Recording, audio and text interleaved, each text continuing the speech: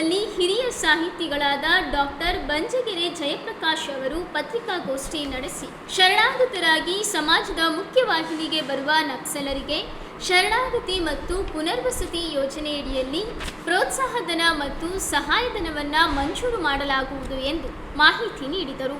14 ಜನ ನಕ್ಸಲೈಟ್ ಹೋರಾಟಗಾರರು ತಮ್ಮ ಸಶಸ್ತ್ರ ಕ್ರಾಂತಿಯ ಹಾದಿಯನ್ನು ಬಿಟ್ಟು ಮುಖ್ಯವಾಹಿನಿಗೆ ಬಂದು ಅವರ ಸಮಾಜದಲ್ಲಿ ವಿವಿಧ ಬಗೆಯ ವೇದಿಕೆಗಳಲ್ಲಿ ಹೋರಾಟಗಳೆಲ್ಲ ನಿರತರಾಗಿದ್ದಾರೆ. ಈಗಲೂ ಕೂಡ ನಮ್ಮ ಸಮಿತಿಯ ವತಿಯಿಂದ ನಾವು ಮಾಡ್ತಾ ಇರೋ ಮನವಿ ಏನು ಅಂತ ಹೇಳಿದರೆ, ಈಗಿರೋ ಸನ್ನಿವೇಶದಲ್ಲಿ ಸಶಸ್ತ್ರ ಹೋರಾಟವನ್ನು ಮಾಡೋದ್ರ ಮುಖಾಂತರವಾಗಿ ನಾವು ಕ್ರಾಂತಿಯನ್ನು ಸಾಧಿಸ್ತೀವಿ ಮತ್ತು ಸಮಾಜದಲ್ಲಿ ತೀವ್ರಗಾಮಿ ಬದಲಾವಣೆ ತರ್ತೀವಿ ಅನ್ನೋದ್ರ ಬಗ್ಗೆ ಕೆಲವು ಬಿಕ್ಕಟ್ಟುಗಳಿದೆ. ಆ ಬಿಕ್ಕಟ್ಟುಗಳು ಕೆಲವು ತಾತ್ವಿಕವಾದವುಗಳು ಮತ್ತು ಕೆಲವು ಪರಿಸ್ಥಿತಿ, ಸನ್ನಿವೇಶ, ಅಂತಾರಾಷ್ಟ್ರೀಯ ಸಂದರ್ಭಗಳಿಗೆ ಸಂಬಂಧಪಟ್ಟವು. ಹಿಂಸಾಚಾರವನ್ನು ಒಂದು ಮಾರ್ಗವನ್ನಾಗಿ ಒಪ್ಪಿಕೊಂಡು ಒಂದು ಸಮಾಜವನ್ನು ಸುಧಾರಣೆ ಮಾಡ್ತೀವಿ ಅಂತ ಹೇಳಿರುವ ಹೋರಾಟಗಳು ಈ ಹಿಂದೆ ಕೂಡ ನಡೆದಿದೆ, ಈಗಲೂ ಕೆಲವು ಕಡೆ ನಡೀತಾ ಇದೆ.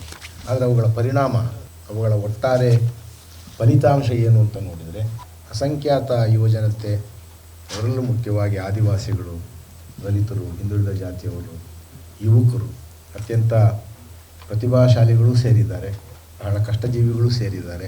ಅವರೆಲ್ಲರ ಪ್ರಾಣತ್ಯಾಗಕ್ಕೆ ಮತ್ತು ಇತ್ಯಾದಿಗಳ ಹಾನಿಗೆ ಕಾರಣ ಆಗಿದೆ.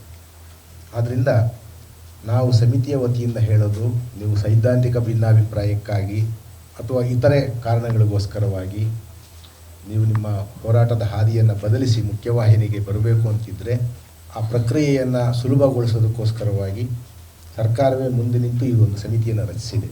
ಅವರ ವಾಪಸಾತಿಯನ್ನು ಸುಗಮಗೊಳಿಸಿಕೊಡೋದು ಈ ನಮ್ಮ ಸಮಿತಿಯ ಉದ್ದೇಶ.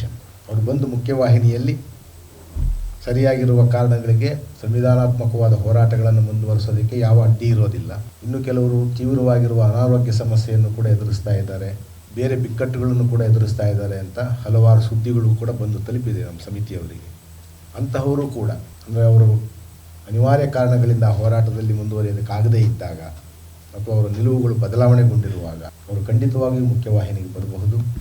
ಸರ್ಕಾರದ ಕಡೆಯಿಂದ ಅವರಿಗೆ ಸಿಗಬೇಕಾಗಿರುವ ಕಾನೂನುಬದ್ಧ ರಕ್ಷಣೆ ಏನಿದೆ, ಆ ರಕ್ಷಣೆಯನ್ನು ಒದಗಿಸೋದಕ್ಕೆ ಈ ಸಮಿತಿ ಎಲ್ಲ ನೆರವನ್ನು ನೀಡುತ್ತೆ. ಅವರ ಮುಂದಿನ ಜೀವನಕ್ಕೆ ಪುನರ್ವಸತಿಗೆ ಅಗತ್ಯವಾಗಿರುವಂತಹ ಹಲವು ಕಾರ್ಯಕ್ರಮಗಳನ್ನು ಸರ್ಕಾರ ಹೊಂದಿದೆ. ಅದರಿಂದ ಅವರು ಮುಖ್ಯವಾಹಿನಿಯಲ್ಲಿ ಸಮಾಜದ ಜೊತೆಗೆ ಇದ್ದು ತಮ್ಮ ಹೋರಾಟವನ್ನು, ತಮ್ಮ ಆಶಯಗಳನ್ನು ಮುಂದುವರಿಸೋದಕ್ಕೆ ಎಲ್ಲ ಅವಕಾಶಗಳಿದೆ. ಅದನ್ನು ಬಳಸಿಕೊಳ್ಳೋದಕ್ಕೆ ಯಾರು ಇಷ್ಟಪಡ್ತಾ ಇದ್ದಾರೆ ಅವರು ನಮ್ಮನ್ನು ಸಂಪರ್ಕಿಸ್ಬೋದು.